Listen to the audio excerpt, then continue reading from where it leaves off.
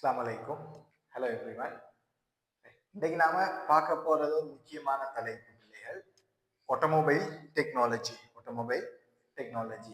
அதாவது எம்சிக்யூல பார்த்தீங்கன்னு சொன்னா இந்த பாட்டுல 5 தொடக்கம் 6 கேள்விகள் வரும். எம்சிக்யூல 5 தொடக்கம் 6 கேள்விகள் வரும்.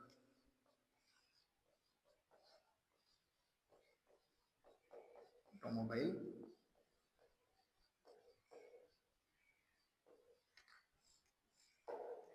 எம்சிக்யூவை பொறுத்த வரைக்கும் 5 தொடக்கம் 6 கேள்விகள் வரும்.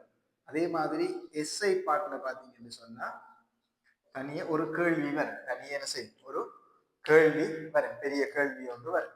ஆகவே ஒரு முக்கியமான பகுதி 5 தொடக்கம் 6ங்கிறது எம்சிக்யூட 10%. அங்களவாக 10%மான கேள்விகள் இந்த பாடப்பரப்பிலிருந்து வரும். அடுத்து இந்த பாடப்பரப்பை நாம எப்படி கொண்டு போவோம் அப்படின்னு சொன்னா, ஒவ்வொரு பகுதிகளிலும் படிக்க போல அந்த பகுதிகளில் வந்த கடந்த கால வினாக்கள், பாஸ் பேப்பர் சம்பந்தமான வினாக்களோட தொடர்பு படுத்தி தான் நாம் என்ன செய்வோம், இந்த பாடப்பரப்பை கொண்டு போவோம். அந்தந்த இடத்துல வச்சு அதுக்குரிய பாஸ் பேப்பர் விளக்கங்கள், அதுல வந்த கேள்விகள் சம்பந்தமான விஷயங்களை நாம பேசிட்டு தான் இந்த பாடப்பரப்பை நாம கொண்டு போவோம். இதுல நாம என்ன விஷயத்த படிப்போம் அப்படின்னு சொல்லி பாத்தீங்கன்னா, முதலாவதாக ஒரு என்ஜின் சம்பந்தமான விஷயங்கள், ஒரு வாகனம் சம்பந்தமான விஷயங்களை பத்தி நாம முழுமையாக இந்த பாடப்பரப்புல நாம ஆராயறதுக்கு இருக்கோம். அதுல முதலாவதாக பாத்தீங்கன்னா நமக்கு வரும் ஒரு என்ஜின். ஒரு என்ஜின் அப்படின்னு சொல்லி எடுத்தோம்னா ஒரு என்ஜின்.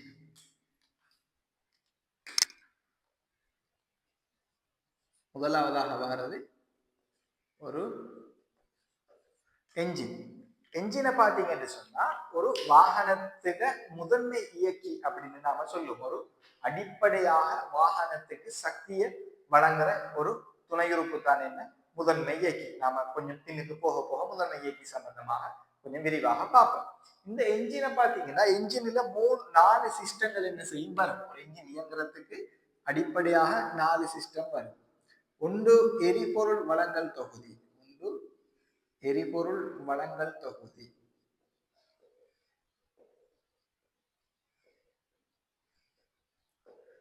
எரிபொருள் வழங்கல் தொகுதி அப்படின்னா என்னன்னு பாத்தீங்கன்னா, ஒரு நாம போடுற பெட்ரோலோ அல்லது டீசலோ என்ன முறையில என்ஜினுக்குள்ள வந்து சேரும், என்னென்ன துணைப்பாகங்களுக்கு ஊடாக என்னென்ன விகிதங்கள்ல என்ஜினுக்கு வந்து சேரும்ங்கிற விஷயத்தை படிக்கிறது தான் எரிபொருள் வழங்கல் தொகுதியாக இருக்கும்.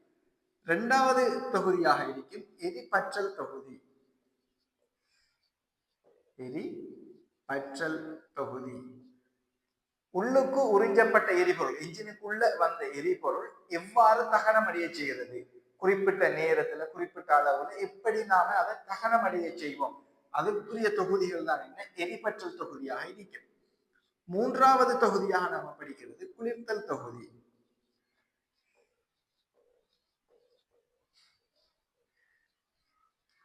குளிர்த்தல் தொகுதி அதாவது ஒரு இயந்திரம் வேலை செய்யக்குள்ள ஹீட் வரும், சூடாகும். நமக்கு தெரியும், சாதாரணமான ஒரு மோட்டார் பைக்கில் நாம பயணிக்கக்குள்ள என்ன செய்யும், அந்த என்ஜின் சூடாகும். அவ்வாறு சூடாகிற என்ஜின் அளவுக்கு அதிகமாக என்ன செய்யக்கூடாது, சூடாகக்கூடாது. அளவுக்கு அதிகமாக ஹீட் ஆகக்கூடாது. ஹீட் ஆனா அதுல வினைத்திறன் குறையும். அதற்காக நாம் அந்த என்ஜினை குளிர்த்தல்.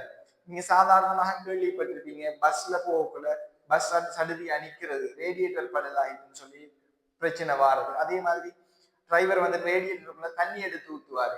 அப்ப இப்படியான விஷயங்கள் அந்த ரேடியேட்டர் எல்லாமே இன்ஜினை குளிர்த்துறது, இன்ஜினை குளிர்த்துறது. அந்த தொகுதிகள் சம்பந்தமாகத்தான் நாம இதுல படிப்போம், குளிர்த்தல் தொகுதியில. அடுத்ததாக 4வது தொகுதியாக படிப்போம் மசகுடல் தொகுதி. 4வது தொகுதியாக என்ன வரும், மசகுடல் தொகுதி. மசகுடல் தொகுதி என்னன்னு பாத்தீங்கன்னா, நாம மோட்டார் சைக்கிளை பொறுத்த வரைக்கும் 2500 கிலோமீட்டருக்கு ஒருக்காக ஒயில் மாத்துறோம். அதே மாதிரி கார்களை பொறுத்த வரைக்கும் 5000 கிலோமீட்டருக்கு ஒருக்காக என்ன செய்வோம், நாம ஒயில சேஞ்ச் பண்ணுவோம். அப்படி நாம அந்த ஒயில் போடுறது, அந்த போடுற ஒயில் எப்படி என்ஜினுக்கு சப்ளை ஆகுது, எப்படி 2 இயந்திர பாகங்களுக்கு இடையில உராய்வை குறைக்குது, அப்படியான விஷயங்களை தான் நாம இந்த மசகுடல் தொகுதியில பார்ப்போம். அதுக்குரிய துணை பாகங்கள் என்ன, அதே மாதிரி இந்த தொகுதிகள்ல வர பழுதுகள் என்ன, அப்படி பழுது வந்தா என்ன தீர்வு, அப்படி பழுது வந்தா என்ன தீர்வுங்கிற அவ்வளவு விஷயத்தையும் நாம இந்த பகுதியில படிப்போம். இதுல பாத்தீங்கன்னு சொன்னா ஒரு என்ஜின்ங்கிறது வாகனத்துல மட்டுமா பயன்படுத்தப்படும், நிச்சயமாக இல்லை. வாகனத்தில் மட்டுமா பயன்படுத்தப்படும் இல்லை. ஒரு ஜெனரேட்டரை பார்த்தீங்கன்னா ஜெனரேட்டர்ல ஒரு என்ஜின் இருக்கு. அதே மாதிரி இந்த புல்லு வெட்டுற மெஷின் பார்த்தீங்கன்னா அதுல இருக்கு. அதே மாதிரி இந்த மரம் வெட்டுற மெஷின் செயின்சோன்னு சொல்லுவாங்க. அப்படி நிறைய இடங்கள்ல என்ஜின் பயன்படுத்தப்படும். ஒரு என்ஜின் எங்கெங்கெல்லாம் பயன்படுத்தப்படுதோ ஒரு என்ஜின் எங்கெங்கெல்லாம் பயன்படுத்தப்படுதோ அந்த எல்லா இடத்திலையும் இந்த 4 தொகுதிகளும் இருக்கு. ஒரு என்ஜினோட சேர்ந்து இந்த 4 தொகுதியும் என்ன செய்யும் இருக்கு. வாகனத்துல மட்டும் இல்லை. வாகனத்துல இருக்கிற என்ஜின்ல எப்படி இந்த 4 தொகுதிகள் இருக்கோ அதே மாதிரி என்ஜின் எங்கெங்கெல்லாம் பயன்படுத்தப்படுதோ அந்த எல்லா இடத்திலையும் என்ஜினோட இணைந்ததாக இந்த 4 தொகுதிகளும் என்ன செய்யும் காணப்படும். இது ஒரு என்ஜின் தொகுதி. அடுத்ததாக நாம பார்த்தோம்னு சொன்னா ஒரு வாகனத்தை எடுத்தோம்னு சொன்னா இரண்டாவதாக நாம ஒரு வாகனத்தை எடுப்போம். ஒரு வாகனத்தை எடுத்தோம்னா அந்த வாகனத்துல நிறைய தொகுதிகள் காணப்படும்.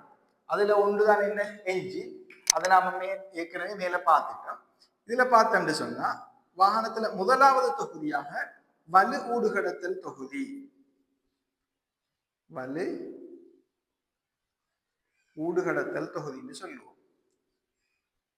வலு ஊடுகடத்தல் தொகுதி அப்படின்னா என்னன்னு பாத்தீங்கன்னா என்ஜின்ல பிறப்பிக்கப்படுற வலுவை என்ஜின்ல பிறப்பிக்கப்பட்ட வலுவை எவ்வாறு நாம டயர் வரைக்கும் கொண்டு போய் அந்த வாகனத்தை நகர்த்துறது, எவ்வாறு டயர் வரைக்கும் கொண்டு போய் அந்த வாகனத்தை நகர்த்துறங்கிறது சம்பந்தமான விஷயங்களை பார்ப்போம். இந்த வலுவூடு கடத்தல் தொகுதிக்குள்ளதான் நம்ம கேள்விப்பட்ட பெயர்களாக இருக்கும் கியர், கிளட்ச், இப்படியான கேள்விப்பட்ட பெயர்கள் கட்டாயம் இருக்கும். அந்த பார்ட்ஸ் எல்லாம் அந்த தொகுதிகள் எல்லாம் இந்த வலுவூடு கடத்தல் தொகுதிக்குள்ளதான் என்ன செய்யும் வரும். கியர், கிளட்ச், அதே மாதிரி இன்னும் நிறைய விஷயங்கள் இருக்கு. Propeller shaft, differential, final drive அப்படின்னு நிறைய விஷயங்கள் இருக்கும். சாதாரணமாக நாம கேள்விப்பட்டதாக என்ன இருக்கும், கியரும் கிளட்சும் இருக்கும். அது இந்த வலுவூடு கடத்தல் தொகுதியில் என்ன செய்யும் வரும்.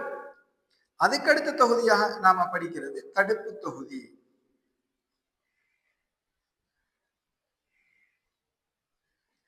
தடுப்பு தொகுதி என்னன்னு பாத்தீங்கன்னா பிரேக்கிங் சிஸ்டம். ஒரு வாகனத்தை நாம எப்படி நிறுத்தாற்றுறது, ஒரு வாகனத்தில் இயக்கத்தை எப்படி நாம சேஃப்டியா கொண்டு சேர்க்கிறது. இப்ப இந்த தடுப்பு தொகுதியில நாம டிஸ்க் பிரேக் படிப்போம். அதே மாதிரி ட்ரம் பிரேக், குடத்தடுப்பு தொகுதி, தட்டு தடுப்பு தொகுதி, ஏபிஎஸ் தடுப்பு தொகுதி. இப்ப அதிக அளவாக பேசப்படுறது இந்த பல்சர் வந்ததுக்கு பிறகு, NS200 வந்ததுக்கு பிறகு ஏபிஎஸ்ங்கிற வார்த்தை எல்லாராலையும் அடிக்கடி பேசப்படும். ஏபிஎஸ் சொல்லுவாங்க, ஏபிஎஸ் பிரேக்னு சொல்லி, ஆன்டி லாக் பிரேக்கிங் சிஸ்டம். இது அது சம்பந்தமான விஷயங்களை நாம இந்த தடுப்பு தொகுதியில என்ன செய்வோம் படிப்போம். மூன்றாவதாக நாம இதுல வர தொகுதி கடவு தொகுதி. கடவு தொகுதி என்னன்னு பாத்தீங்கன்னா ஸ்டேரிங் சிஸ்டம். ஒரு வாகனத்துல ஸ்டேரிங் சிஸ்டம் எப்படி வேலை செய்யுது. அதே மாதிரி வீல் அலைன்மெண்ட்ங்கிற வார்த்தை நீங்க கேள்விப்பட்டிருக்கலாம். வீல் அலைன்மெண்ட் செய்யறாங்க.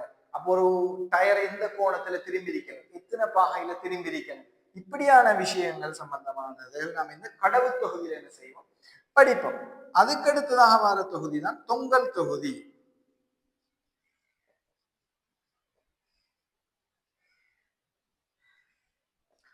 தொங்கல் தொகுதி அப்படின்னு சொன்னா என்னன்னு பாத்தீங்கன்னா வாகனம் ஒன்று பயணிக்கக்குள்ள பள்ளம் படுகொலியில என்ன செய்யும் ஏறி இறங்கும். பள்ளம் படுகொலியில ஏறி இறங்கும். அப்படி ஏறி இறங்கக்குள்ள வார அதிர்ச்சியில இருந்து எப்படி பிரயாணிகளை வாகனத்தை பாதுகாக்கிறது சம்பந்தமான விஷயங்களை இந்த தொங்கல் தொகுதியில படிப்போம். இந்த தொங்கல் தொகுதியில ஒரு முக்கியமான விஷயம் தான் நீங்க எல்லாருமே கண்டிப்போம். வாகனத்துல டயருக்கு பக்கத்துல எப்படி இருக்கு வீல் தகடு அப்படின்னு சொல்லுவாங்க. அதாவது நம் பாசையில, நம்மளோட ஊர் பாசையில வீல் தகடு அப்படின்னு சொல்லுவாங்க. இதை லீஃப் ஸ்ப்ரிங் அப்படின்னு நாம சொல்லணும் சரியான இங்கிலீஷ்ல. அப்ப தொங்கல் தொகுதி இதெல்லாம் என்ன செய்யும் இந்த இதுக்குள்ளதான் வரும் இந்த லீஃப் ஸ்ப்ரிங். அதே மாதிரி நாம் அடிக்கடி பிரயோகப்படுத்துறது சொக்கட் சோ அப்படின்னு சொல்லுவோம். சொக்கட் சோ உண்மையா அதுல பேர் என்ன, சொக்கட் சோ இல்லை, ஷாக் அப்சோர்பர். ஷாக் அப்சோர்பர், அதிர்ச்சி உறிஞ்சி அல்லது அதிர்வு உறிஞ்சி அப்படின்னு சொல்லுவோம். அப்ப அந்த அதிர்வை உறிஞ்சுறது எப்படி பிரயாணிகளை பாதுகாப்பாக வச்சிருக்கிறங்கிறது சம்பந்தமான விஷயங்களை இந்த தொங்கல் தொகுதியில படிப்போம். அதுக்கடுத்த முக்கியமான தொகுதியாக நமக்கு வரும் மின் தொகுதி.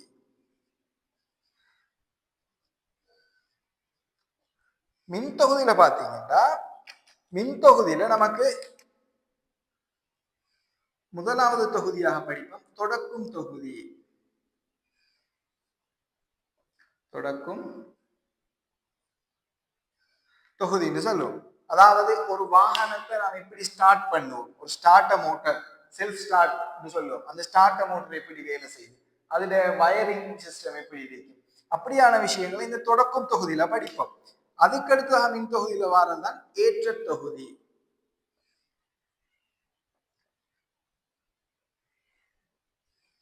ஒரு வாகனத்தை எப்படி சார்ஜ் பண்ணும், ஒரு பேட்டரி எப்படி சார்ஜ் பண்ணப்படும், ஏன் நாம வாகனம் ஓடக்குள்ள அந்த பேட்டரி சார்ஜ் ஆகணும், அதுல இருந்து திரும்ப கரண்ட் வரணும். அப்போ ஒரு வாகனம் எப்படி வேலை செய்யுது, வேலை செய்யக்குள்ள எப்படி அந்த பேட்டரி சார்ஜ் ஆகுதுங்கிற விஷயங்கள் சம்பந்தமா இந்த ஏற்ற தொகுதியில் என்ன செய்வோம் படிப்போம். அப்போ ஒரு பேட்டரியை எப்படி நாம பாதுகாப்பாக பேணலாம், அதுல பாதுகாப்பு பேணுறதுக்கு நடைமுறைகள் என்ன, உத்திகள் என்ன, இவ்வாறான விஷயங்களை நம்ம இந்த ஏற்ற தொகுதியில என்ன செய்வோம் பார்ப்போம்.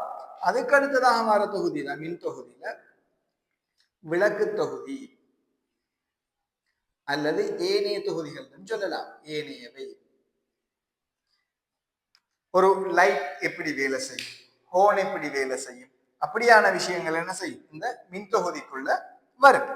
அதுக்கடுத்த பிரதானமான தொகுதியா ஒரு வாகனத்துல காணப்படுறது நம்ம ஏனையவை அப்படின்னு எடுத்தோம்னு சொன்னா, ஏனையவை அப்படின்னு எடுத்தோம்னா உங்களுக்கு தெரியும் வாகனத்துல காணப்படுற சீட் பெல்ட், அதே மாதிரி எக்ஸிட் டோர், ஒரு வாகனத்தை செலுத்தக்குள்ள கையாளப்படுற பாதுகாப்பு உத்திகள் அப்படின்னு நாம சொல்லலாம். இவ்வாறான பாதுகாப்பு உத்திகள் பிரயாணிகளுக்கு அதே மாதிரி வாகனங்களுக்கு ஆபத்து ஏற்படாத வகையில எவ்வாறான உத்திகள் கையாளப்பட்டிருக்கு. அதுல சீட் பெல்ட் சொல்லலாம். அதே மாதிரி ஏர் பலூன், ஸ்டேரிங்ல இருந்து ஒரு பலூன் வரும் எக்ஸிடென்ட் படக்குள்ள. இப்ப சீட் பெல்ட் நமக்கு லூஸா இருக்கு, எக்ஸிடென்ட் பண்ணக்குள்ள என்ன செய்யும், அது டைட் ஆகும். ஒரு எக்ஸிடென்ட் நடக்குள்ள என்ன செய்யும், டைட் ஆகும். அதே மாதிரி கார்ட கண்ணாடிகள், கண்ணாடியை பார்த்தீங்கன்னு சொன்னா படத்தில் நடக்கிற மாதிரி ஹீரோ அடிச்ச உடனே என்ன செய்யும், கண்ணாடி பட்டாசு தெரிச்சு அங்கே போகும். ஆனா உண்மையான ரியல் லைஃப்ல அப்படி நடக்குமா, இல்லை. அந்த கண்ணாடி என்ன செய்யும், அப்படியே சிலந்தி வலை மாதிரி ஒரு இடத்துல என்ன செஞ்சிருக்கும், அப்படியே அப்பன மாதிரி அல்லது சின்ன சின்ன சதுர துண்டுகளாக பளிங்கு துண்டுகளாகத்தான் என்ன செய்யும் வரும். கூரான துண்டுகளாக என்ன செய்யாது, உடையாது. கண்ணாடி உடையக்குள்ள பாத்தீங்கன்னு சொன்னா வானத்துல கண்ணாடி கூரான துண்டுகளாக உடையாது, இப்படி இப்படி துண்டுகளாக தான் என்ன செய்யும் உடஞ்சு காணப்படும். நீங்க ரோட்ல எக்ஸிடென்ட் பண்ற இடத்துல பாத்தீங்கன்னு சொன்னா தெரியும் இப்படி இப்படி துண்டுகளாக தான் இருக்கு. அப்ப இதை நாம கம்போசைட் கிளாஸ் அப்படின்னு சொல்லுவோம். அவ்வாறான கிளாஸ் இருக்கு. அதே மாதிரி சீட் பெல்ட், அடுத்தது ஏர் பலூன், அதுக்கடுத்தாக ஒரு அவசரமான நிலைமையின் போது வெளியாகிற கதவுகள், அந்த விஷயங்கள் சம்பந்தமாக படிப்போம். இது இவ்வளவு என்ன செய்யும், நம்ம ஆட்டோமொபைல் டெக்னாலஜிங்கிற இந்த பாடப்பரப்புகளை நம்ம இவ்வளவுத்தையும் படிப்போம். ஒரு என்ஜின் சம்பந்தமா முதலாவது படிப்போம். அந்த என்ஜின் பொதுவாக என்ஜின் எங்கெங்க இருக்கோ அந்த எல்லா இடத்துலயும் இந்த 4 தொகுதிகளும் இருக்கு. எரிபொருள் வழங்கல் தொகுதி, எரிபற்றல் தொகுதி, குளிர்த்தல் தொகுதி, மசகடல் தொகுதி.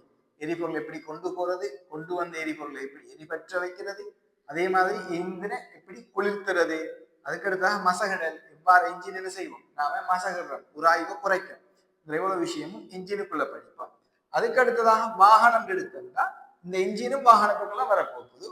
அதுல முதலாவது தொகுதியா வலுவூடு கடத்தல் தொகுதி, எவ்வாறு என்ஜின்ல பிறப்பிக்கப்பட்ட வலுவை நாம டயர் வரைக்கும் கொண்டு போய் அந்த வாகனத்தை நகர்த்த போகிறோங்கிற விஷயம். தடுப்பு தொகுதி பிரேக்கிங் சிஸ்டம், கடவு தொகுதிங்கிறது ஸ்டேரிங் சிஸ்டம், தொங்கல் தொகுதிங்கிறது சஸ்பென்ஷன் சிஸ்டம், மின் தொகுதிங்கிறது எலக்ட்ரிக்கல் சிஸ்டம், வாகனத்துல வயரிங் சிஸ்டம், ஈனவையின் சிறப்புல சேஃப்டி சம்பந்தமான விஷயங்களை என்ன செய்யலாம் நாம இவ்வளவு விஷயங்களை பார்ப்போம். இந்த பாடப்பரப்புல இது முற்று முழுதாக இவ்வளவு விஷயங்களை நாம இன்ஷா அல்லாஹ் பார்த்து முடிப்போம்.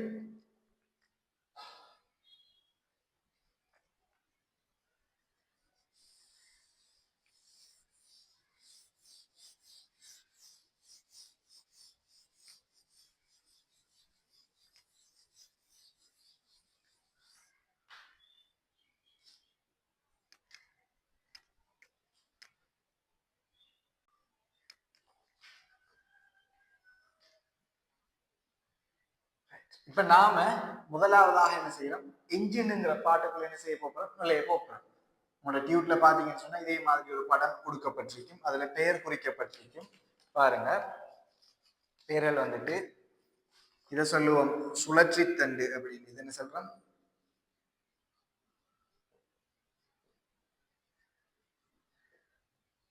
சுழற்சி தண்டு, இதை சொல்றோம் இணைக்கும் தண்டு,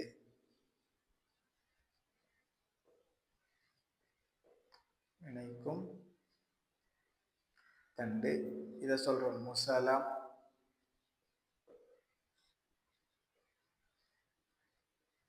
உருளை, உள்ளிருக்கும் வேல்வு, இந்த அறிக்கிறது இந்த ஷேப்ல வந்திருக்கிறது. டியூப்னால தெளிவான படம் கூட பற்றி வெளியகற்றும் வேல்வு,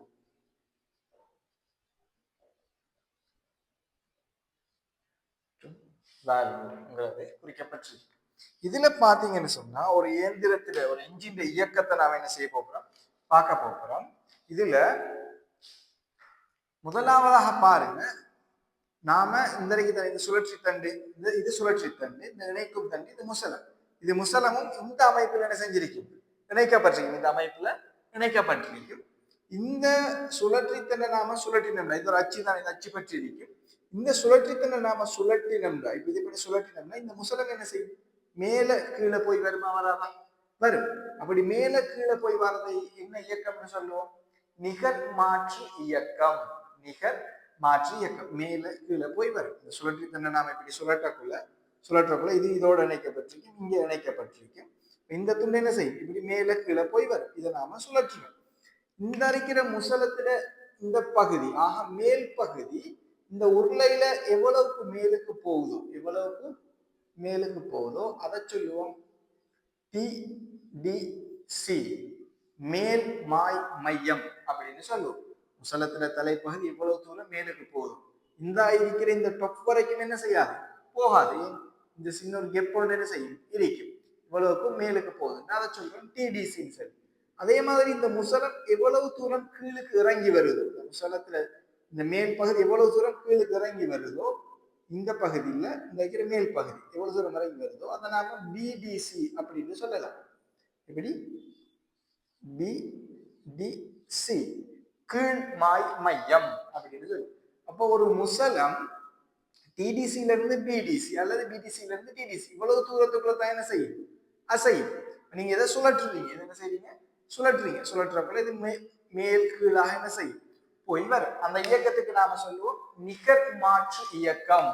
நிகர் மாற்று இயக்கம். அதாலதான் ஒரு டியூப்ல இப்படி 2 அம்புக்குறி போட்டு காட்டப்பட்டிருக்கும். இந்த அம்புக்குறி இப்படி சுழற்சி இயக்கமாக போட்டு காட்டப்பட்டிருக்கும். இது சுழல். நீங்க சாதாரணமாக நாம ஒரு பைக்கை ஸ்டார்ட் பண்றோம் அல்லது ஒரு ஜெனரேட்டரை ஸ்டார்ட் பண்றீங்களே, ஜெனரேட்டர் ஸ்டார்ட் பண்றதுக்கு என்ன செய்வோம், கயிறை போட்டு இழுத்துடுவோம். கயிறை போட்டு என்ன செய்வோம், இழுத்துடுவோம். அல்லது நீங்க பார்க்கலாம் அந்த சின்ன மேசி, அதை நாம ஸ்டார்ட் பண்றதுக்கு என்ன செய்வார், இப்படி ஒன்றை வச்சு இப்படி சுத்துவாரு தானே. உண்மையா அவர் சுத்துறது இதைத்தான். இது என்ன செய்யறாரு, இப்படி சுத்துறாரு. இதை சுத்த இந்த முசலம் இப்படி மேல கீழே போய் வரும். முசலம் மேல கீழே போய் வரும். மேல கீழே போய் வரக்குள்ள இதுக்குள்ள பெட்ரோல் என்ன செய்யும், வரும். பெட்ரோல் வரும். அதை நாம எப்படி பெட்ரோல் வருது அப்படிங்கிறதெல்லாம் பார்க்கலாம். பெட்ரோல் எதுக்குள்ளால வரும்னா இந்த உள்ளிருக்கும் இதுக்குள்ளால பெட்ரோல் வரும். அதே மாதிரி வந்த பெட்ரோல் ஒரு குறிப்பிட்ட நேரத்துல தகனம் அடையும். என்ன செய்யும், நெருப்பு பிறப்பிக்கப்படும். அது மாதிரி தீப்பொறி சரி, ஸ்பார்க் பிளக் ஒரு விஷயம் இதுல காணப்படும். பொதுவாக இன்ஜின்ல ஸ்பார்க் பிளக் காணப்படும். அந்த ஸ்பார்க் பிளக் மூலம் இதுக்குள்ளால வந்த பெட்ரோல் என்ன செய்யும், வெப்பத்திற்கு உட்படுத்தப்படும், தகனம் அடைய செய்யப்படும். அப்படி தகனம் அடைஞ்ச எரிபொருள் கலவை இந்த வெளியகற்று வாயில் வழியாக என்ன செய்யும், வெளியில போகும். அதுதான் புகையாக வரும். இதுதான் சாதாரணமான செயற்பாடு. இப்ப நாம் இதை சுத்துறோம். இது என்ன செய்யறோம், சுத்துறோம். சுத்தக்குள்ள இந்த முசலம் இப்படி மேலுக்கு கீழுக்கு போய் வரும். மேலுக்கு கீழுக்கு என்ன செய்யும், போய் வரும்.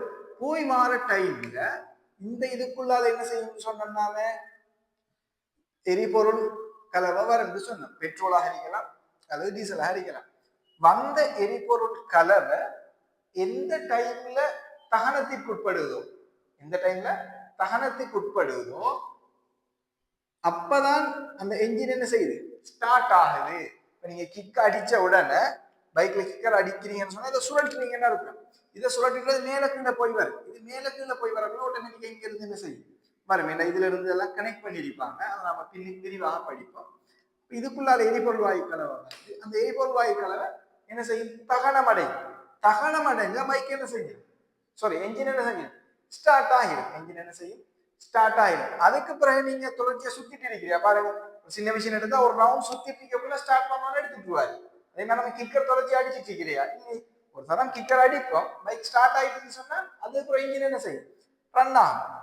முதலாவது சுழற்றி தானே நீங்க சுழற்றி விடுவீங்க. இப்படி சுழற்றலாம். ஏதோ ஒரு வகையில ஒன்று கிக்கர் அடிச்சோ அல்லது செல்ஃப் மோட்டரை வச்சு சுத்தலாம். அதாவது நீங்க சின்ன மிஷின் மாதிரி கற்பனை பண்ணீங்கன்னா கையால என்ன செய்வாங்க?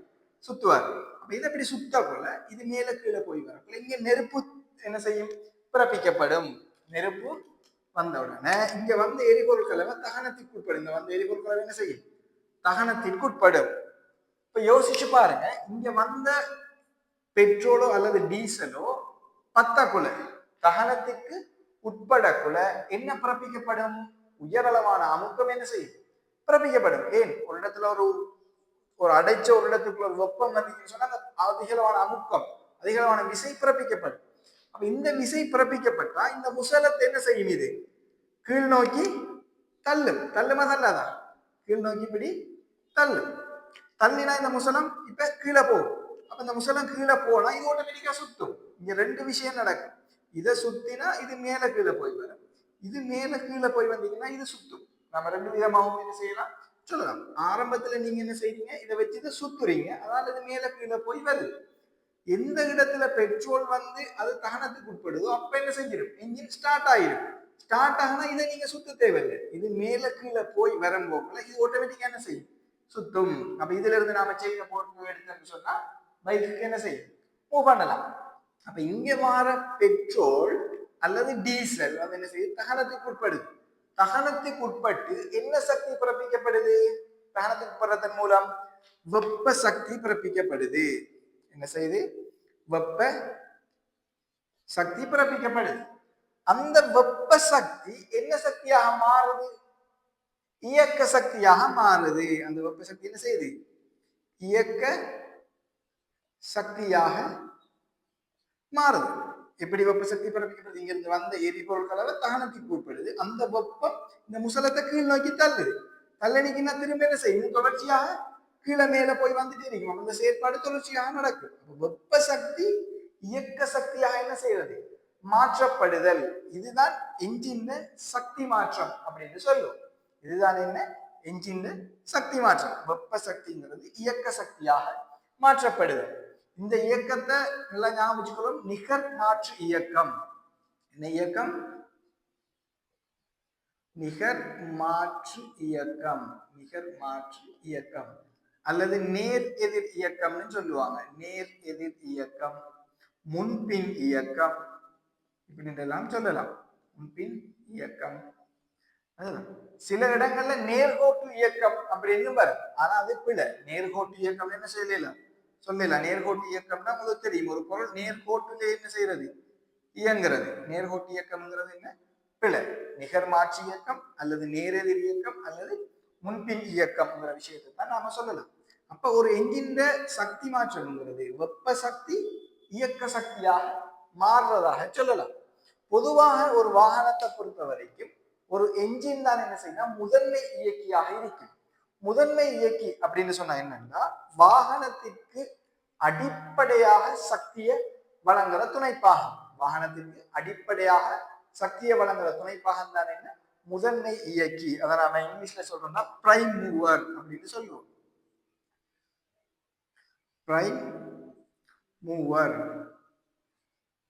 முதன்மை இயக்கி.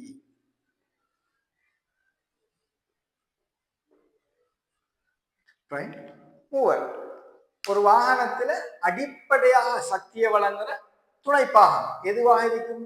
என்ஜினாக காணப்படும். இதே இடத்துல ஒரு ஹைபிரிட் வாகனத்தை எடுத்தீங்கன்னு சொன்னா ஹைபிரிட் வாகனத்தை எடுத்தா அங்க என்ன செய்ய போகுது? என்ஜின் மோட்டார் ரெண்டும் காணப்படும். என்ஜின் காணப்படும், அதே மாதிரி பிளஸ் மோட்டாரும் காணப்படும்.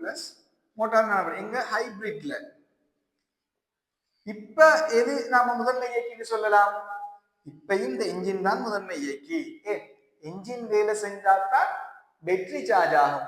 பேட்டரி சார்ஜ் ஆனாதான் மோட்டார் வேலை செய்யும். என்ஜின் வேலை செஞ்சா தானே செய்யும் பேட்டரி சார்ஜ் ஆகும். பேட்டரி வேலை செஞ்சாதான் மோட்டார், பேட்டரி சார்ஜ் ஆனாதான் மோட்டார் வேலை செய்யும். ஆகவே அடிப்படையாக சக்தி எது வழங்குது? என்ஜின். அப்ப ஹைபிரிட்டை பொறுத்த வரைக்கும் என்ஜின் மோட்டார் ரெண்டும் காணப்பட்டாலும் அங்க முதன்மை இயக்கியாக எது இருக்கும்? என்ஜின் காணப்படும். அதே மாதிரி தனிய இப்ப பார்க்கலாம், எலக்ட்ரிக் வெஹிக்கிள் இருக்கு தானே, அங்க மோட்டார் மட்டும்தானே என்ன செய்யும்? இருக்கும். அங்க மோட்டார் மட்டும்தான் செய்யும். அந்த சந்தர்ப்பத்துல மோட்டார் என்ன செய்யும்? முதன்மை இயக்கியாக இருக்கும்.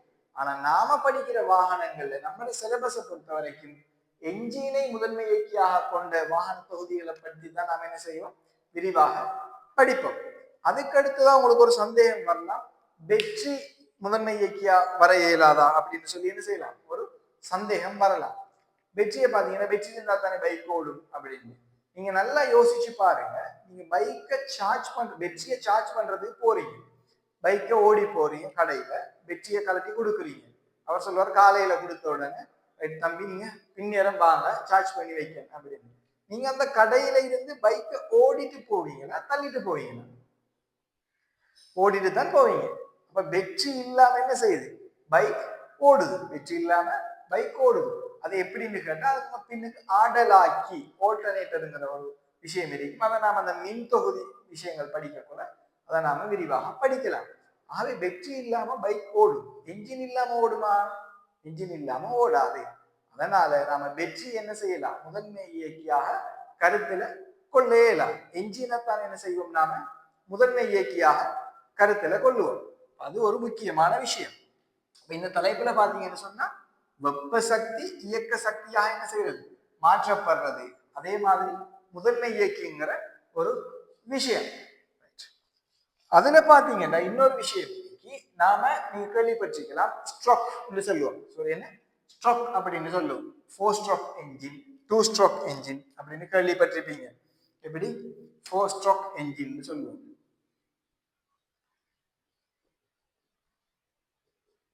4 ஸ்ட்ரோக் என்ஜின். அதே மாதிரி 2 ஸ்ட்ரோக் என்ஜின் சொல்லி கேள்விப்பட்டிருப்பீங்க. அந்த என்ஜின் அந்த இதுல ஸ்ட்ரோக்னா என்ன? ஸ்ட்ரோக்ங்கிறது என்ன? இது உங்களுக்கு தெரியும். 4 2 என்ஜின்ங்கிறது ஸ்ட்ரோக்னா என்ன? ஸ்ட்ரோக்னா என்னன்னு பாத்தீங்கன்னா இந்த தனி முசலம், இந்த முசலம் பிடிசியில இருந்து டிடிசிக்கு போறது. பிடிசியில இருந்து டிடிசிக்கு போறது. முசலம் பிடிசியில இருந்து டிடிசிக்கு போறது அல்லது டிடிசியில இருந்து பிடிசிக்கு வாரது. முசலம் எப்படி?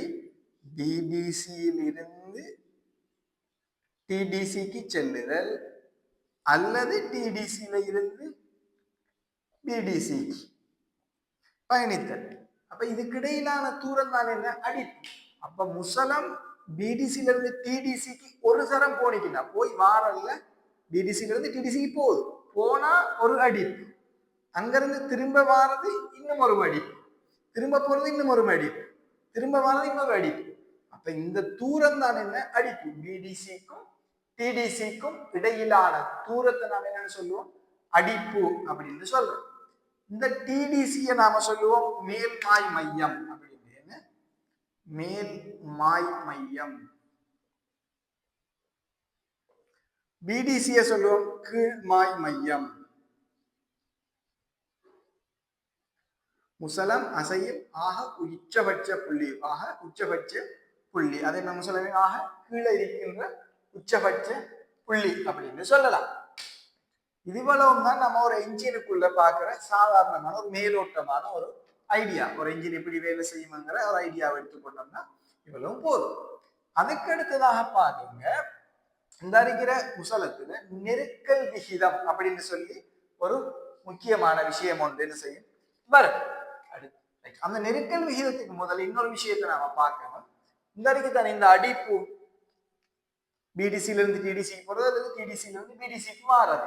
இந்த ஒரு அடிப்பு நடக்கக்குள்ள இந்த சுழற்சி தண்டு இதுல அச்சு பற்றி அரைவட்டம் என்ன செய்யும்? சுழலும். அரைவட்டம். அரைவட்டம் எத்தனை பாகை? 180 பாகை. 180 பாகை என்ன செய்யும்? சுழலும். உதாரணத்துக்கு முசலம் டிடிசியில இருந்து பிடிசிக்கு போகுதுன்னு சொன்னா 180 பாகை என்ன செய்யும்? அரைவட்டம் சுழன்றிருக்கு. வந்த முசலம் திரும்ப மேல போகுது, திரும்ப மேல போகுது. அப்ப என்ன நடக்கும்? டிடிசியில இருந்து சாரி பிடிசியில இருந்து டிடிசிக்கு என்ன செய்யுது வந்த முசலம் மேல போகுது. இப்ப எத்தனை பாகை சுழலும்? 180 பாகை. அப்ப 360 பாகை. இப்படி ஒவ்வொரு அடிப்பு நிகழக்குள்ளையும் இந்த இருக்கிற சுழற்சி தண்டு சரியா அரை வட்ட சுழற்சி என்ன செய்யும்? ஏற்படுத்தும். 180 பாகை சுழற்சியை ஏற்படுத்தும். அதை நாம கட்டாயம் தெரிஞ்சு வச்சுக்கொள்ள. அடுத்ததாக இந்த தலைப்புல வார ஒரு முக்கியமான விஷயம் தான் நெருக்கல் விகிதம். அடுத்ததாக இந்த தலைப்புல வார முக்கியமான விஷயம் என்ன? நெருக்கல் விகிதம்.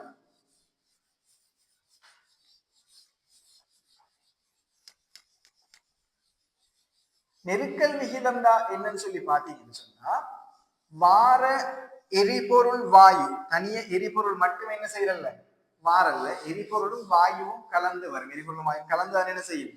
10. நீங்க அந்த சேஃப்டி படிக்க போல படிச்சிருக்கலாம். சேஃப்டி படிக்க போல படிச்சிருக்கலாம். தீ முக்கோணம் அப்படின்னு சொல்லி படிச்சிருப்போம். தீ முக்கோணம் அதுல பாத்தீங்கன்னா ஆக்சிஜன் வரும்.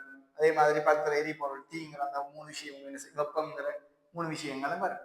அது மாதிரி இந்த நெருக்கல் விகிதம்ங்கிறது என்னன்னா, இங்க என்ஜின்லயும் பெட்ரோலும் வளியும் கலந்த கலவை தான் என்ன செய்யும்? உள்ளுக்கு வரும். பெட்ரோலும் வளியும் கலந்த கலவை, அல்லது உள்ளுக்கு பெட்ரோலும் வளியும் வந்து கலந்துதான் தகனத்துக்கு உட்படுத்தப்படும். ஏன் கட்டாயம் 10 நமக்கு ஆக்சிஜன் தேவை. ஒரு பொருள் எரிபொருள் என்ன செய்யும்? ஆக்சிஜன் தேவை. அப்ப ஒரு வாயு சக எரிபொருள், வாயு சக எரிபொருள், இது ரெண்டும் கலந்து எவ்வளவுக்கு நெருக்கலுக்கு உட்படுது? இது ரெண்டும் இவ்வளவுக்கு நெருக்கத்துக்கு உட்படுது. எவ்வளவு தூரம் இது நெருக்கப்படுது சொல்றதுதான் நெருக்கல் விகிதம். வாயுவும் எரிபொருளும் அந்த உருளைக்குள்ள, அந்த என்ஜினுக்குள்ள எவ்வளவு நெருக்கலுக்கு உட்படுது. அதுல நாம எப்படி காட்டுவோம்னு சொன்னா, நாம ஒரு சமன்பாடு பார்க்கலாம். என்ஜின் படத்தை நான் சாதாரணமா 2D அமைப்புல இருக்கிறேன். இது உள்ளிருக்கும் வால்வு, இது வெளியகற்றும் வால்வு, இது முசலம். இதுல இருந்து என்ன செய்ய போகுது? இணைக்கும் தண்டு வரப்போகுது. இங்க நமக்கு சுழற்சி தண்டு வரும்.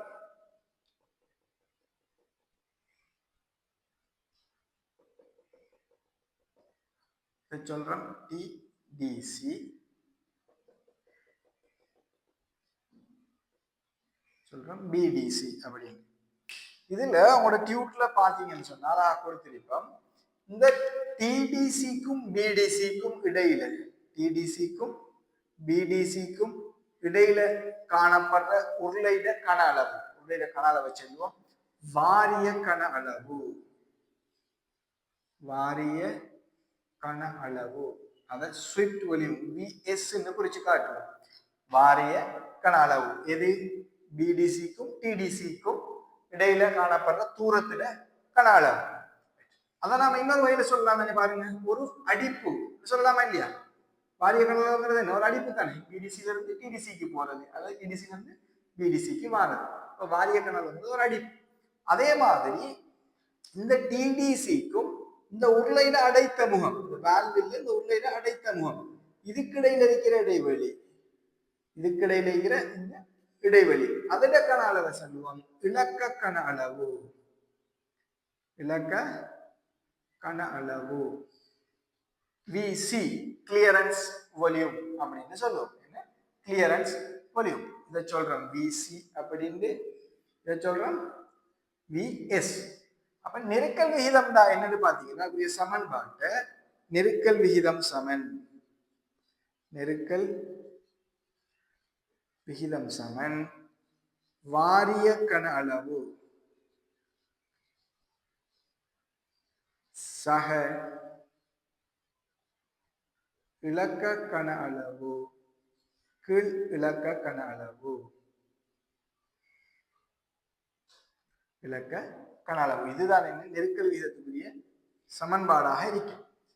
நாம இன்னொரு வகையில இதை பார்க்கலாம். இந்த வாரிய கன அளவு இலக்க கன அளவு, இதை நாம உருளை மொத்த கன அளவுன்னு சொல்லலாமா? சொல்லல. உருளை மொத்த கன அளவு, இந்த துண்டும் இந்த துண்டும் கூட்டு போறதா உருளை மொத்த கன அளவு. நம்ம இன்னொரு வகையில இதை சொல்லலாம். எப்படி? உருளையின் மொத்த கன அளவின் கீழ் இலக்க கன அளவு அப்படின்னு நாம என்ன செய்யலாம்? சொல்லலாம். சில சந்தர்ப்பங்கள் இப்படியும் அதை காட்டுவாங்க. உருளையின் மொத்த கன அளவின் கீழ் விளக்க கன அளவு அப்படின்னு சொல்லி. அப்ப நெருக்கல் விகிதம் தான் என்ன? எரிபொருள் வாயுங்கிறது எவ்வளவு நெருக்கப்படுது, எவ்வளவு வினைத்திறனாக நெருக்கப்படுது. நெருக்கல் விகிதம் அதிகரிக்க அதிகரிக்க ஒரு என்ஜின் வினைத்திறன் என்ன செய்யும்? அதிகரிக்கும். அந்த ஃபியூல் எஃபிசியன்சிங்கிறது என்ன செய்யும்? அதிகரிக்கும். அது எரிபொருளை எப்படி வினைத்திறனாக பயன்படுத்துங்கிறது அதிகரிக்கும். நெருக்கல் விகிதம் அதிகரிக்க அதிகரிக்க என்ன செய்யும்? நெருக்கல் விகிதம் அதிகரிக்கும் போது எரிபொருள் பயன்பாட்டு வினைத்திறன் என்ன செய்யும்? எரிபொருள் பயன்பாட்டு வினைத்திறன்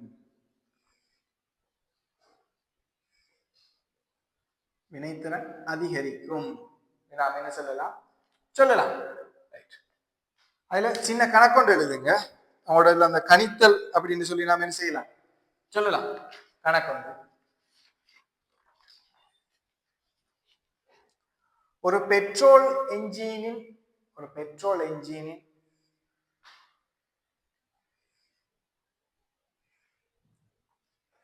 வாரிய கன அளவு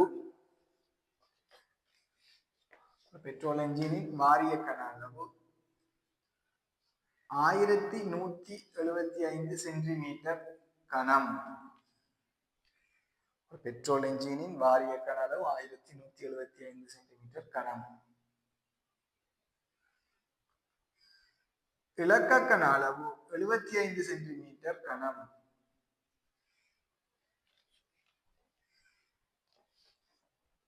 எனின் அதன் நெருக்கல் விகிதம் யாது?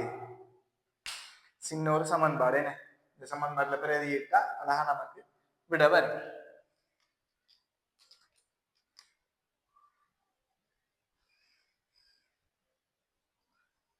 பிரதியிடுங்க பாப்போம். நெருக்கல் விகிதம் நமக்கு தெரியும். நெருக்கல் விகிதம் தான் என்ன? கேள்வி. சிஆர் கம்ப்ரஷன் ரேஷியோ அப்படின்னு சொல்லுவோம். வாரிய கனவுல எவ்வளவு? 1175 சென்டிமீட்டர் கனம். இலக்க கனவுல எவ்வளவு? 75 சென்டிமீட்டர் கனம். கீழ் என்ன? இலக்க கன அளவு 75 சென்டிமீட்டர் கனம். அப்படித்தானே?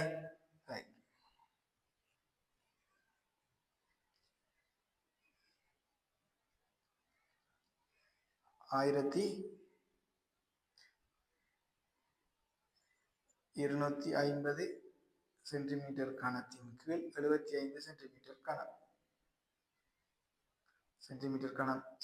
கனம் வெட்டுப்பட 1250 75ஆல பிரிச்சா 16 வரும். 16 அப்படின்னு வரும். இதை நாம எப்படி எழுதுவோம்னா 16க்கு 1 அப்படின்னு எழுதுவோம். 16க்கு 1 அப்படின்னு எழுதுவோம். இதுல அர்த்தம் என்ன? 16க்கு 1 அர்த்தம் என்ன? 16க்கு 1 அர்த்தம் என்னன்னா 16 கிலோகிராம் வலிக்கு 1 கிலோகிராம் எரிபொருள். அப்ப 16 கிலோகிராம் வலிக்கு 1 கிலோகிராம் எரிபொருள்ங்கிற விகிதத்துல என்ன செய்யுது? நெருக்கலுக்கு உட்படுது. இப்ப பாருங்க, இதுல நாம 16க்கு 1, இதே இது 16க்கு 1 8 கொண்டு எடுத்தீங்கன்னு சொன்னா இங்க எது நெருக்கல் விகிதம் அதிகம்? இந்த 16 கொண்டு நெருக்கல் விகிதம் தான் என்ன அதிகம். ஒப்பிட்டளவுல பார்க்கக்குள்ள 8 கொண்டு நெருக்கல் விகிதம் குறையும். இங்க 16 கிலோவுக்கு 1 கிலோ எரிபொருள் கலக்கப்படுது. இங்க 8 கிலோ வலிக்கு 1 கிலோ எரிபொருள் கலக்கப்படுது. இப்ப எந்த இடத்துல எரிபொருள் வினைத்திறனாக பயன்படுத்தப்படுது? 8 கொண்டுலையா 16 கொண்டுலையா? 16க்கு 1 16 கொண்டுல என்ன செய்யும்? எரிபொருள் வினைத்திறனாக பயன்படுத்தப்படும். ஏன் இங்க அதை விட 2 மடங்கு என்ன செய்யும்? அதிகமாக பயன்படுத்தப்படும். இங்க 2 மடங்கு அதிகமாக பயன்படுத்தப்படும். ஏன் இதுல நெருக்கல் விகிதத்தை பாத்தீங்கன்னா 16க்கு 2 எழுதலாம் தானே. 16க்கு 2 8 கொண்டுட்டா 16க்கு 2ங்கிற நெருக்கல் விகிதத்துல இங்க எரிபொருள் என்ன செய்யும்? பயன்படுத்தப்படும். ஆகவே இதோட ஒப்பிடும் போது இந்த எரிபொருள் வினைத்திறன் என்ன? குறைவு. இதோட ஒப்பிடும் போது இதுல எரிபொருள் வினைத்திறன் குறைவாக காணப்படும். நாம் இன்னொரு வகையில சொல்றோம்னு சொன்னா நீங்க சும்மா பார்க்கலாம், நெருக்கல் விகிதம் அதிகரிக்க அதிகரிக்க எப்படி வினைத்திறன் அதிகரிக்குது.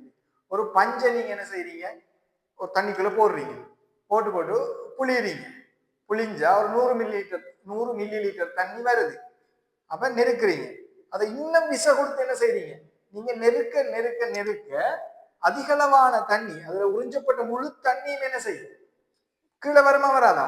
அந்த பஞ்சை விட்டு வடிஞ்சு வருமா வராதா? வரும். அப்ப அதுல நெருக்கல் அதிகரிக்க அதிகரிக்க வார தண்ணீர அளவு அதிகரிக்குது. அப்ப தண்ணீர வினைத்திறன் என்ன செய்யுது, வார தண்ணீர் அளவோட வினைத்திறன் அதிகரிக்குது. அதுக்காக உரமா புளிஞ்சோம்னா என்ன செஞ்சிடும், பஞ்சு விஞ்சு வைக்கிறது.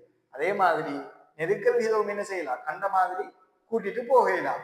அப்ப எப்படி அந்த பஞ்சில இருந்து நம்ம தண்ணியை புளியிறோமோ, நம்ம நெருக்கல் விகிதத்தை நெருக்கத்தை கூட்ட கூட்ட கூட்ட எவ்வளவு தண்ணி வார வீதம் கூடுதோ, அது மாதிரி நெருக்கல் விகிதம் அதிகரிக்க அதிகரிக்க எரிபொருளோட வினைத்திறன் என்ன செய்யும், அதிகரிச்சுட்டு போகும். அதற்காக நாம கண்ட மாதிரி என்ன செய்யலாம், அதிகரிக்கலாம். ஏன், பஞ்சு பீகிற மாதிரி அங்க அதிகளவான வெப்பம் பிறப்பிக்கப்படும். அப்ப அது ஒரு இன்ஜினுக்கு பாதகமான ஒரு சூழலாக அமையும். இதுதான் நெருக்கல் விகிதம்ங்கிற விஷயம். இன்னொரு கணக்கு கொண்டு எழுதுங்க பாப்போம். இரண்டாவது கணக்கு சின்ன சின்ன கணக்குகள் தான் இதில் இருக்கிறது. ஒரு நாலடிப்பு என்ஜினின்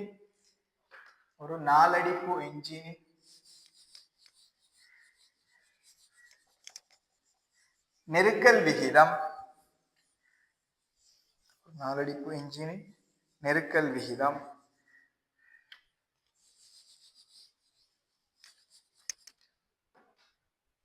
11:1 ஆகும். 11:1 ஆகும். அதன் இலக்க கன அளவு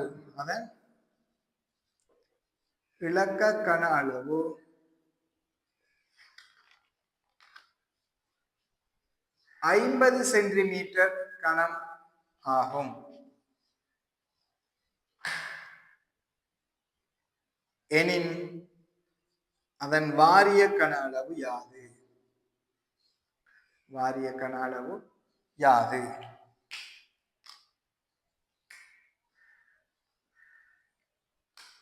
சமன்பாடு என்ன போடுங்க. நெருக்கல் விகிதம் CR சமன் VS சக VC இன்கு VC. இது என்ன VC, இது என்ன VS. VS எத்தனை தெரியா, VC எத்தனை 50, இங்க VC எத்தனை 50. நெருக்கல் விகிதம் எத்தனை 11:1. 11:1. இப்ப குறுக்கு பெருக்கம் செஞ்சு சொன்னா, குறுக்கு பெருக்கம் செஞ்சு எப்படி வரப்போகுது, 550 சமன் VS சக 50. அப்படித்தானே, VS சக 50. இந்த 50 இங்கால வந்து கழிப்பட VS சமன் 500 சென்டிமீட்டர் கனம். சரியா இல்லையா? 500 சென்டிமீட்டர் கனம். இதுதான் என்ன, இந்த இதுக்குரிய நெருக்கல் விகிதமாக காணப்படும். 11:1 நெருக்கல் விகிதம். நெருக்கல் விகிதத்தை போட்டாச்சு. நமக்கு என்ன தரவை தந்திருக்காங்களோ அதை வச்சு நாம என்ன செய்வோம், கணக்கை செஞ்சுட்டு போவோம்.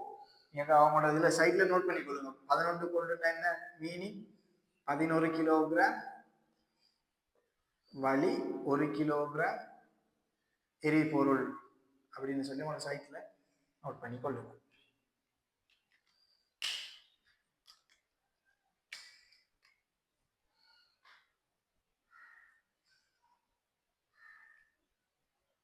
சின்ன ஒரு கணக்கு தானே இது.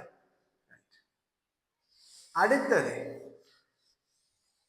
சிசின்னு சொல்லி நாம கேள்விப்படுறதானே, 100 சிசி, N160, அதே மாதிரி NS200 அப்படின்னு சொல்லலாம் சிசி அப்படின்னு. அப்ப சிசிங்கிறது என்ன, சிசிங்கிறது நெருக்கல் விகிதமும் உண்டாகும். அப்படின்னு பார்த்தா நிச்சயமாக என்ன இல்லை, ரெண்டும் வேறு வேறுபட்ட கணியங்கள். நெருக்கல் விகிதம்ங்கிறது என்ன? எரிபொருள் வினைத்திறனை குறிக்கும். எரிபொருள் வினைத்திறன் என்ன செய்யும்? குறிக்கும். நெருக்கல் விகிதம் என்னன்னு பாத்தீங்கன்னா இந்த வரைக்கும் தானே, இது ஒரு உருளை உள்ள என்ஜின், இது முசலமா இருக்க போகுது, இது கனவு டிடிசி பிடிசி. இந்த டிடிசி பிடிசி இதுல இருந்து இந்த உருளையிட மொத்த கன அளவு வரைக்கும் தானே, உருளையிட மொத்த கன அளவு பிடிசியில இருந்து இந்த அடிக்கிற இதுவரை டிடிசி வரைக்கும் இல்ல, மேல இருக்கிற இந்த அடைத்த முகம் வரைக்கும் உள்ள கன அளவு, உள்ள கன அளவு தான் என்ன? சிசி. உள்ள கன அளவு தான் என்ன? சிசி. உதாரணத்துக்கு 100 சிசி பைக், 100 சிசி, சிடி 100 தானே, இதான் சிடி 100. இதன் அர்த்தம் என்ன? 100 சிசி. ஒரு என்ஜின் சிசி என்ன? 100 சிசி. 100 சிசி அப்படின்னா அந்த என்ஜின் கன அளவு, அந்த என்ஜினுடைய கன அளவு, அந்த என்ஜினுடைய கன அளவு 100 சென்டிமீட்டர் கனம். 100 சென்டிமீட்டர் கனம் அந்த என்ஜினுடைய கன அளவு. அப்ப இந்த சிசி அதிகரிக்க அதிகரிக்க பிறப்பிக்கப்படுற சக்தி என்ன செய்யும்? அதிகரிக்கும்.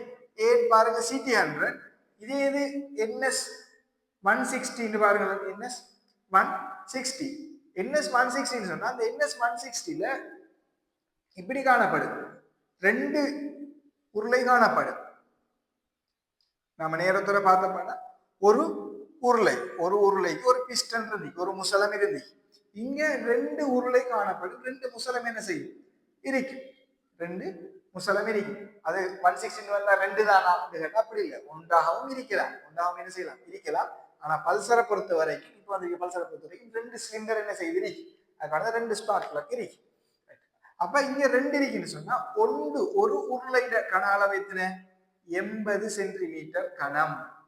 இதுல 80 சென்டிமீட்டர் கனம். ரெண்டும் சேர்த்து 160 சென்டிமீட்டர் கனம். இப்ப சொல்லுங்க, நீங்க ஒரு பைக்ல ஒரு நுரலியாக போறீங்க, நுரலியாக போகணும் அப்படின்னு சொன்னா இந்த இருக்கிற சிடி 100 பைக் உங்களுக்கு பொருத்தமா அல்லது என்எஸ் 160 பொருத்தமா? எது பொருத்தம்? என்எஸ் 160. ஏன் என்எஸ் 160 எடுக்கிறீங்க? சிசி கூட, அதுல சிசி என்ன? அதிகம். ஆகவே சிசி அதிகம்னு சொன்னா அர்த்தம் என்ன? அதால பிறப்பிக்கப்படுற சக்தி அதிகம். அதால பிறப்பிக்கப்படுற சக்தி என்ன? அதிகம். இதே இது நெருக்கல் விகிதம் அப்படியா? நெருக்கல் விகிதம் அப்படி இல்லை. நெருக்கல் விகிதம் எரிபொருள்ல எவ்வளவுக்கு வினைத்திறனா பயன்படுத்துறதுங்கிறது தான் நெருக்கல் விகிதம். சிசின்னு சொல்றேன், அந்த சிசி கியூபிக் கெப்பாசிட்டி அப்படிதான் இதுல லாங் ஃபார்ம், கியூபிக் கெப்பாசிட்டி. இந்த சிசிங்கிறது என்ன? அதிகரிக்க அதிகரிக்க என்ஜினால பிறப்பிக்கப்படுற சக்தியோட அளவு என்ன செய்யும்? அதிகரிக்கும். அதனாலதான் நாம கண்டிக்கு போறதுக்கோ அல்லது நெல்லியாக்க போறதுக்கோ சிடி100க்கு பதிலா என்எஸ் 160 தெரிவு செய்யறதுக்கு காரணம் என்ன? அதால பிறப்பிக்கப்படுற சக்தியோட அளவு அதிகம் அப்படிங்கிற சரி. அடுத்தது இன்னொரு விஷயம் இதுல இருக்கு. இப்ப இந்த உருளையிட நெருக்கல் விகிதம் 10 இந்த உருளையிட நெருக்கல் விகிதம் 10 வச்சுக்கொள்ளுங்க. வச்சா இப்ப இந்த என்ஜின் நெருக்கல் விகிதம் எத்தனை அப்படின்னு கேட்டா 20:2 அப்படின்னு சொல்றியா? இல்ல, இந்த என்ஜின் நெருக்கல் விகிதம் 10 தான். 10 தானே. இந்த 20:2 நீங்க சுருக்கினா எப்படி வரும்? 10 தான் வரும். 10 தான் வரும். அப்ப நெருக்கல் விகிதம்ங்கிறது நல்லா பார்த்து கொள்ளணும். நெருக்கல் விகிதம்ங்கிறது ஒரு உருளையில நெருக்கல் விகிதம் தான் என்ன? மொத்த என்ஜின் நெருக்கல் விகிதம். மொத்த என்ஜின் நெருக்கல் விகிதம். அதுல 10 உருளை காணப்பட்டாலும், இதே மாதிரி இங்கால இப்படி 10 உருளை காணப்பட்டாலும் அந்த என்ஜின் நெருக்கல் விகிதம் என்ன? 10 தான். அதே இது கியூபிக் கெப்பாசிட்டி சிசிங்கிறது என்ன? ஒவ்வொரு உருளையின் ஒவ்வொரு உருளையின் கன அளவின் மொத்த கூட்டுத்தொகை ஏன் இது 80 இது 80, அதால என்ன செய்யறோம் 160 சிசி அப்படின்னு நாம சொல்றோம். அப்ப நம்ம சிசிக்கும் நெருக்கல் விகிதத்துக்கும் வித்தியாசம் தெரிஞ்சிருக்கணும். நமக்கு சிசிங்கிறது என்ன சிலபஸ்ல இல்ல, கியூபிக் சென்டிமீட்டருங்கிறது நமக்கு சிலபஸ்ல இல்ல, நெருக்கல் விகிதம் மட்டும்தான் என்ன செய்யும் நமக்கு சிலபஸ்ல இருக்கு. ஆகவே இதை நம்ம கட்டாயம் தெரிஞ்சு வச்சுக்கொள்ள வேண்டிய ஒரு தலைப்பு.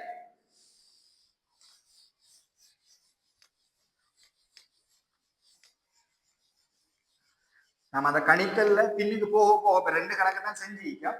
நம்ம பின்னுக்கு போக போக இடைக்கிடைக்குன்னு செய்வோம். கணித்தல்கள்ல நாம பார்த்துட்டு போவோம். பாஸ் பேப்பர் கேள்விகள் அப்படின்னு சொல்லி நம்ம இடைக்க பார்த்துட்டு போவோம். எடுத்த உடனே நாம பெரிய கணித்தலுக்கு போகாம சின்ன சின்ன கணித்தல பார்த்துட்டு இருக்கோம். அடுத்ததான் பாத்தீங்கன்னு சொன்னா என்ஜின்கள் வகைப்படுத்தல். அடுத்த தலைப்பு நாம மூவ் பண்றது என்ஜின்களில் வகைப்படுத்தல். என்ஜினை நாம எப்படி வகைப்படுத்தலாம், என்ஜின் எப்படி வகைப்படுத்தலாம். அதுல உங்களோட முதலாவது கொடுத்திருக்கிற வகைப்படுத்தல் என்ன வகைப்படுத்தல்? முதலாவதாக கொடுத்திருக்கிறது எரிபொருள் தகனம் அடையும் இடம். எரிபொருள் தகனமடையும் இடத்திற்கேற்ப. 2 வகைப்படுத்தப்படும். ஒன்று என்ன அகத்தகன என்ஜின், ஒன்று என்ன அகத்தகன என்ஜின், இரண்டாவது புறத்தகனம். அகத்தகன என்ஜின் புறத்தகன என்ஜின் அப்படின்னா என்ன? அகத்தகன என்ஜின் தான் என்னன்னு சொன்னா இப்ப உலகத்துல பயன்படுத்தப்படுற எல்லாமே அகத்தகன என்ஜின் தான். அங்க நடக்கிற தகனம் நம்மளோட கண்ணுக்கு தெரியுதா? நம்மளோட கண்ணுக்கு தெரியுதா? நெருப்பு வர்றது கண்ணுக்கு தெரியுதா? இல்ல. அப்ப தகனம் உள்ளுக்கு நடக்குது. இப்ப உலகத்துல பயன்பாட்டு என்ஜின் அகத்தகன என்ஜின். அப்ப புறத்தகன என்ஜின் நமக்கு நெருப்பு பத்துல தெரியணும். எங்க தெரியும்? நீராவி என்ஜின். நீராவி என்ஜின் இதுதான் என்ன நீராவி என்ஜின். நீராவி என்ஜின்ல பாத்தீங்கன்னு சொன்னா தகனம் நடக்கிறது என்ன செய்யும்? புறக்கண்ணுக்கு தெரியும். ஏன் தண்ணியை கொதிக்க வைக்கிறதுக்கு நிலக்கரியை பத்த வைக்கிறாங்க கண்ணுக்கு தெரியும் தானே. அந்த நீராவியில இருந்தா என்ஜின் வேலை செய்யும். அதுதான் நாம் அகத்தகன என்ஜின் புறத்தகன என்ஜின் சொல்றது. 2வது வகைப்படுத்தல் எரிபற்றல் செயல்முறை. 2வது வகைப்படுத்தல் என்ன? எரிபற்றல் செயல்முறைக்கு ஏற்ப வகைப்படுத்த போகிறோம். எரிபற்றல் செயல்முறைக்கு ஏற்ப நாம 2 வகைப்படுத்தலாம். அதுல ஒரு வகைதான் என்ன தீப்பொறி எரிபற்றல். ஒரு வகை என்ன தீப்பொறி எரிபற்றல். பொதுவாக நாம பெட்ரோல் என்ஜின் எல்லாத்தையும் தீப்பொறி எரிபற்றல் என்ஜின் சொல்லுவோம். பெட்ரோல் என்ஜின் ஆவி பரப்பு கூடு நெறிக்கொள்வதல்ல. டீசல் என்ஜின் இருக்கு தானே, அதை சொல்ற நெருக்கல் எரிபற்றல் என்ஜின்.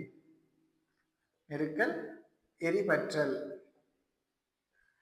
அப்ப தீப்பொறி எரிபற்றல் என்ஜின்ங்கிறது என்ன? பெட்ரோல், இது டீசல். அப்ப அது என்ன தீப்பொறி எரிபற்றல் என்ன நெருக்கல் எரிபற்றல் என்ன நாம என்ன செய்வோம் இன்னைக்கு போக போக விரிவாக பார்ப்போம். 3வது வகைப்படுத்தல் என்ஜின்களின் அடிப்புக்கு ஏற்ப. என்ஜின்கள் அடிப்புக்கு ஏற்ப. அடிப்புக்கு ஏற்ப. அடிப்புக்கு ஏற்ப எப்படி வகைப்படுத்துவோம்? ஓரடிப்பு என்ஜின், ஈரடிப்பு என்ஜின், நாலடிப்பு என்ஜின். ஈரடிப்பு என்ஜின் அதே மாதிரி நாலடிப்பு என்ஜின். ஈரடிப்பு என்ஜின் என்ன? அதுதான் 2 stroke என்ஜின். 2 stroke engine. நாலடிப்பு என்ஜின்ங்கிறது என்ன? 4 stroke என்ஜின். இதை பத்தி நாம என்ன செய்வோம் பின்னுக்கு விரிவாக படிப்போம். ஈரடிப்புண்டா என்ன, நாலடிப்புண்டா என்னங்கிற விஷயத்தை நாம விரிவாக என்ன செய்வோம் படிப்போம். அதுக்கு அடுத்ததாக பாத்தீங்கன்னு சொன்னா 4வது வகைப்படுத்தல் தான் பயன்படுத்தும் எரிபொருள். பயன்படுத்தும் எரிபொருளுக்கு ஏற்ப. எரிபொருளுக்கு ஏற்ப. அதுல முதலாவது என்ன வருது? பெட்ரோல். முதலாவது வருது பெட்ரோல். அது நம்ம எல்லாருக்குமே தெரியும் என்ன பெட்ரோல் என்ஜின். அப்ப இந்த பெட்ரோல் என்ஜின்ங்கிறது என்ன? இந்த தீப்பொறி எரிபற்றல் என்ஜின். நம்ம இங்க எரிபற்றல் செயல்முறைக்கு ஏற்ப வகைப்படுத்துறோம், இங்க பயன்படுத்தப்பட்ட எரிபொருளுக்கு ஏற்ப. 2வது வர்றது டீசல்.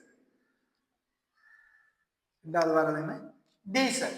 இது ரெண்டும் நமக்கு சாதாரணமாகவே பழக்கப்பட்ட ஒரு எரிபொருள்.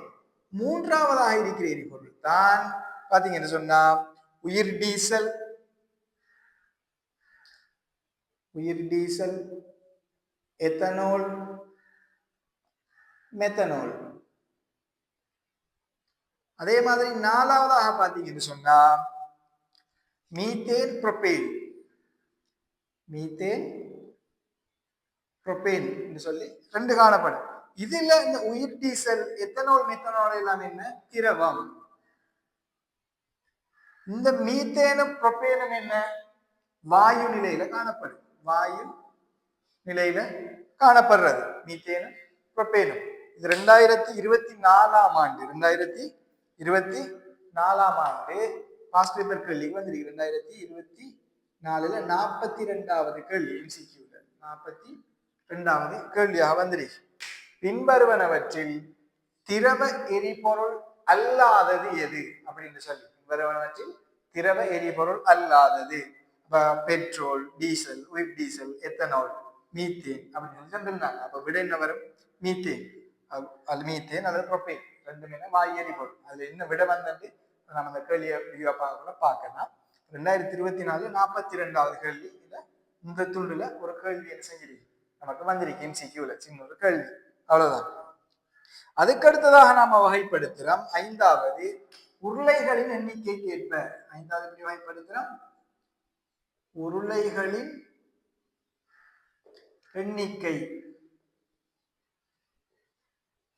அதுல முதலாவது என்ன? உருளைகளின் எண்ணிக்கையில பாத்தீங்கன்னு சொன்னா தனி உருளை என்ஜின். தனி உருளை என்ஜின். தனி உருளை என்ஜின். தனி உருளை என்ஜின் தான் பாத்தீங்கன்னா ஒரு முசலம் தானே என்ன செய்யும்? இருக்கும். நம்ம ஏற்கனவே கேட்ட படம் மாதிரி ஒரு முசலம், ஒரு இணைக்கும் தண்டு இப்படி காணப்படும். இது தனி உருளை என்ஜின் சொல்லுவோம். ரெண்டாவது இருக்கிறது பல் உருளை என்ஜின். பல் உருளை என்ஜின். இங்க பாத்தீங்கன்னு சொன்னா இப்படி நிறைய உருளைகள் என்ன செய்யும்? காணப்படும். இப்ப ஒரு கார் என்ஜினை பாத்தீங்கன்னு சொன்னா நிறைய உருளை காணப்படும். இப்படி பிஸ்டன், 4 பிஸ்டன், 6 பிஸ்டன், 8 பிஸ்டன். பிஸ்டன்ங்கிறது என்ன? முசலம். 8 பிஸ்டன் இப்படி காணப்படுறது இருக்கு. இப்படி ஒன்று இருந்தாலும் அது என்ஜின், இப்படி நிறைய இருந்தாலும் என்ஜின். ஒன்று இருந்தா சொல்லுவோம் என்ன? தனி உருளை என்ஜின். நிறைய இருந்தா சொல்றோம் என்ன? பல் உருளை என்ஜின் அப்படின்னு சொல்றோம். அதே மாதிரி 6வதாக பாத்தீங்கன்னு சொன்னா உருளைகள் அமைந்துள்ள விதம். உருளைகள் அமைந்துள்ள விதம். இந்த உருளை எப்படி அமைஞ்சிருக்கு அப்படின்னு சொல்லி 6வது உருளைகள் அமைந்துள்ள விதம்.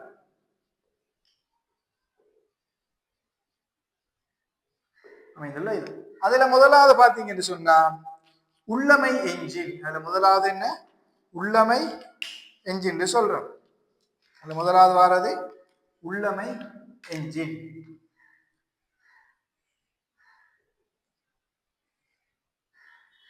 உள்ளமை என்ஜின்.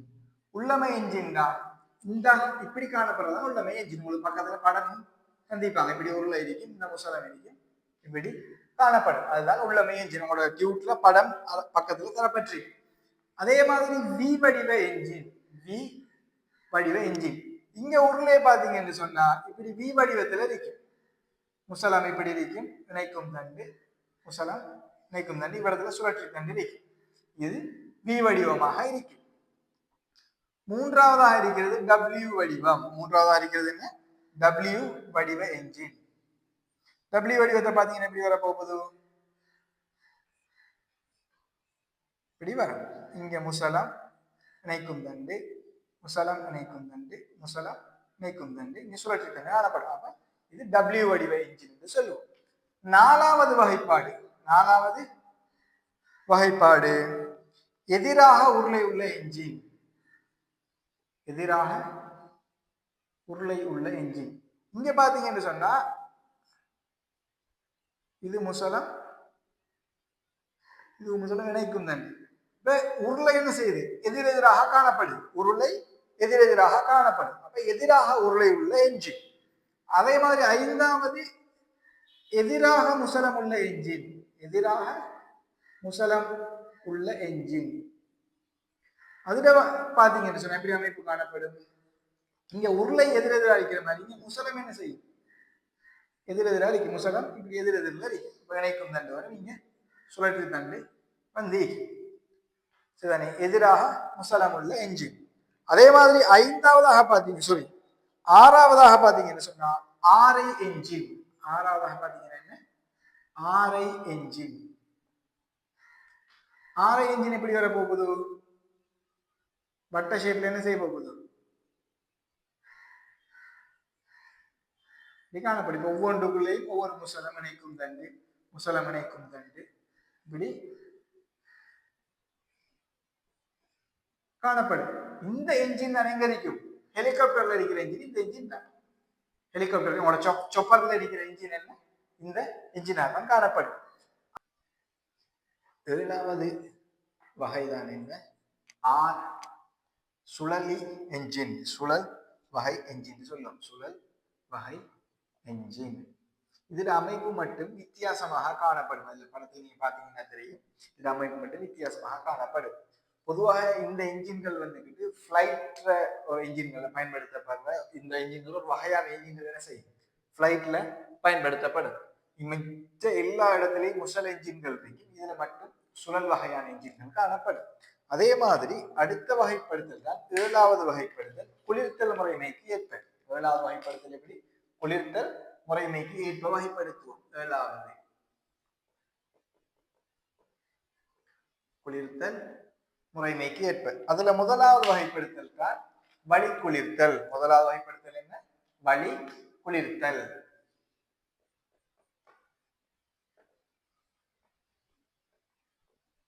இரண்டாவது வகைப்படுத்தல் திரவ குளிர்த்தல். அவங்களுக்கு தெரியும், நாம் ஏற்கனவே பேசியிருந்தோம். வழிக்குளிர்த்தல் சொன்னா இங்க சாதாரணமான ஒரு மோட்டார் சைக்கிள் என்ஜின்களை பாத்தீங்கன்னு சொன்னா CD100, fashion plus, CD deluxe இதெல்லாம் பாத்தீங்கன்னு சொன்னா நம்ம இதுக்கு தண்ணியோ அல்லது கூலாண்டோ என்ன செய்ய மாட்டோம், ஊத்த மாட்டோம். சாதாரணமாக அது காத்து மூலம் என்ன செய்யும், அந்த என்ஜின் குளிர்த்தப்படும். அதே மாதிரி திரவ குளிர்த்தல் பாத்தீங்கன்னா கார், பஸ் இதுகளுக்கு எல்லாமே என்ன செய்வாங்க, ரேடியேட்டர் வைக்கும், கூலாண்டு ஊத்துவாங்க, தண்ணி ஊத்துவாங்க. இப்படி ஏதாவது ஒரு திரவங்களை நாம பயன்படுத்துவோம். அந்த வகையை கொண்டு நாம் என்ன செய்வோம், என்ஜினை வகைப்படுத்துவோம். பொதுவாக இதுதான் ஒரு என்ஜின் மொத்த வகைப்படுத்தலாக காணப்படும். இப்படி நிறைய வகையான என்ஜின்கள் காணப்பட்டாலும் நாம சாதாரணமாக இதுல இருந்து ஒரு சில என்ஜின்களை மட்டும் தொகுத்து என்ன செய்வோம், படிப்போம். சாதாரணமா ஒரு சில என்ஜின்களை மட்டும் தொகுத்து படிப்போம்.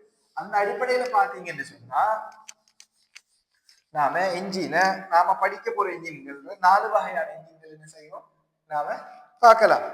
அதுல வகைப்படுத்தி காட்டுவோம். இப்படி முதலாவது என்ஜின், இதை நாம 2 வகைப்படுத்துறோம். இதை நாம என்ன செய்யறோம், 2 வகைப்படுத்துறோம்.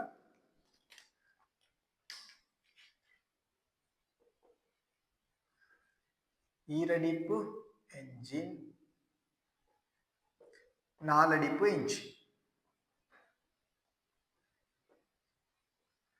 நம்மளோட வகைப்படுத்தல் ஏற்கனவே பார்த்திருந்தோம். என்ஜின் அடிப்புக்கள் அடிப்படையாக கொண்டு நாம வகைப்படுத்துவோம் அப்படின்னு சொல்லி நாம ஆல்ரெடி பார்த்திருந்தோம்.